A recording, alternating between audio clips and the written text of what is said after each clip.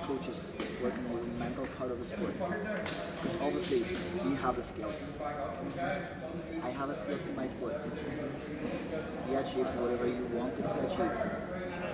Probably next one will be Olympic game gold medal this year. Well, the Olympics is there.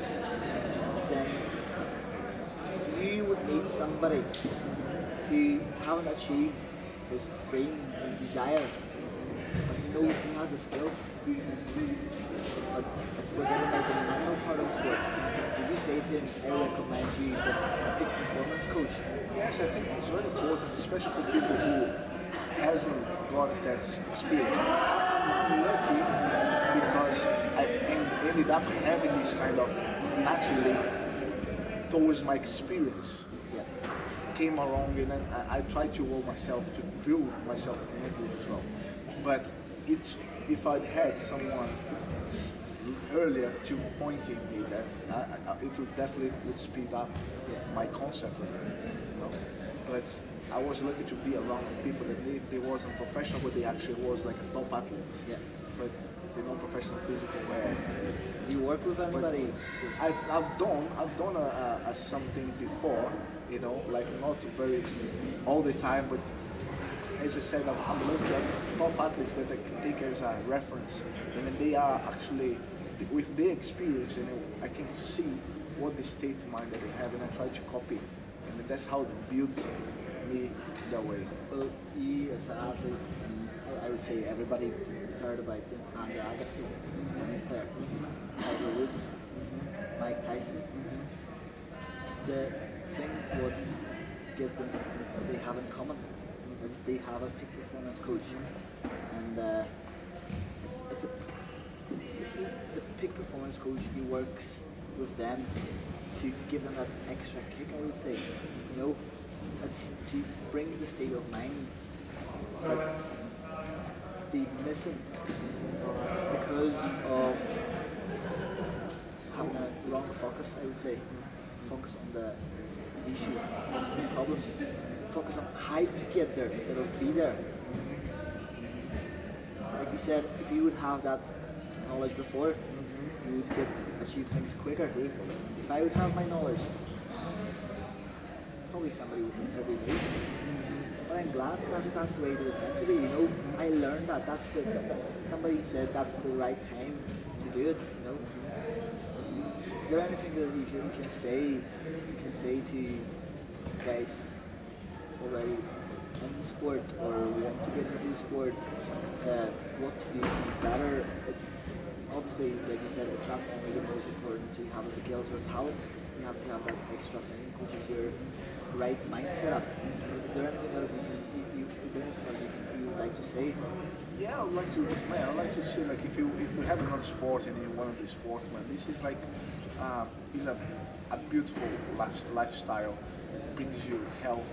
It brings you like good people around you, people that look after themselves, and it's a lifestyle, you know. And then you like also as well, if you have the chance to have like a coach to if you want to be taken serious, you know, to be an athlete, I think it's I would definitely recommend to build you up, you know, your mind's state of mind, because it's all about the mind. If you put blockage on your mind, that it will become an obstacle, you know. There is already many obstacles throughout your career, throughout your training, throughout your competitions. So if you keep putting more obstacles on your mind, you need to fight against yourself on top of it, you know. So if you also as well, it's about like will to get there. It's not about thinking about I want to be a good, don't do nothing about it. Of course, it's not easy, but it's fun. The trajectory, it's very fun. You know what I'd like to say, like on my sport, I do a lot. Is like that's a black belt. It's a white belt that never gives up. It's a white belt that keep coming and keep reaching keep going in the same direction that it's supposed to be. Because everyone has their own limitations, and people takes a little a different kind of some obstacles bothering people differently, you know.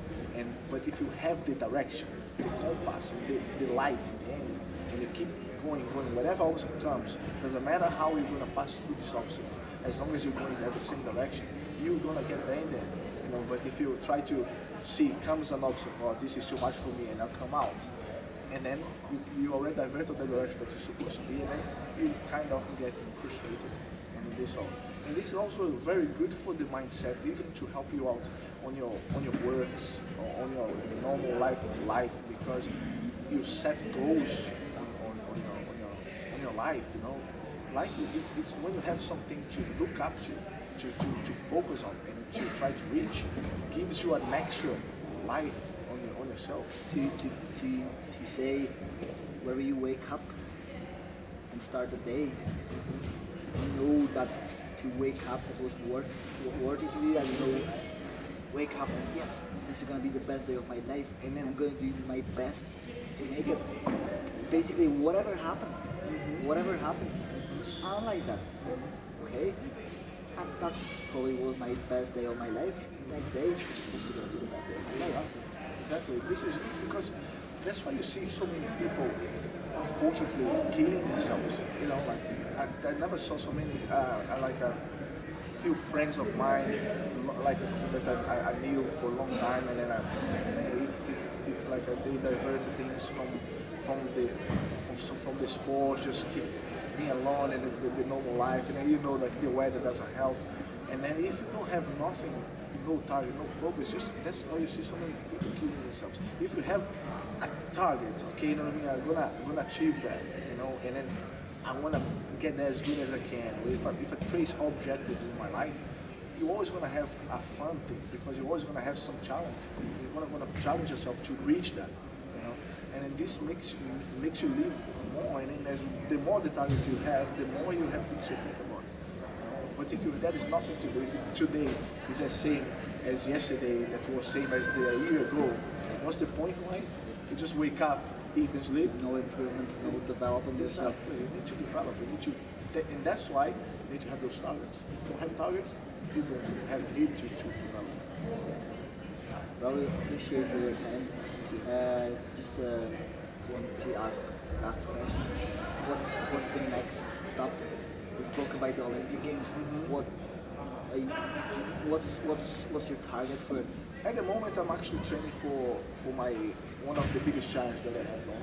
You know, as I didn't, because when I spoke about the injuries, I didn't talk about the major one, which was my neck. You know, I had a big injury a year ago in June 2010. And I almost got paralyzed. I got like a tetraplegic for about 3 minutes, you know, no movement, and rushed to hospital, and then I found out that 2 weeks prolapse on my neck, on my C4 and C5, and there was a no-no situation to never come back to sport. And then I tried to work on. I have improved a lot on my injury, but then because I wanted to go to the next level. I didn't want to stay just there. I wanted to go like to fight in the UFC. I wanted to go for the ADCC that's going to be now. So I decided to do the surgery. I did the surgery in February, the beginning of February, 3rd of February, and the recovery has been amazing. You know, I'm already feel as good as I thought before. So that's the first challenge I beat. I consider myself victorious because I'm training wrestling, I'm training MMA, I'm training as cool as I was before, you know. I don't feel my neck anymore. And now my challenge is to fight in the ADCC against a top player that I lost 6 years ago. So it could be my good revenge after all. And I'm feeling very comfortable. I'm very confident, very strong. Well, if I could give you advice, I mentioned that before, see yourself already as a winner. See yourself what you feel. When you see around yourself, see people clapping for yourself. Like what it takes in life, like you know, like whatever you sweat and sound, what do you do? What do you feel emotionally? What do you feel by touching, you know, see yourself in that state of like, having possession, having it, work towards that. I doing jiu-jitsu. I do this sometimes.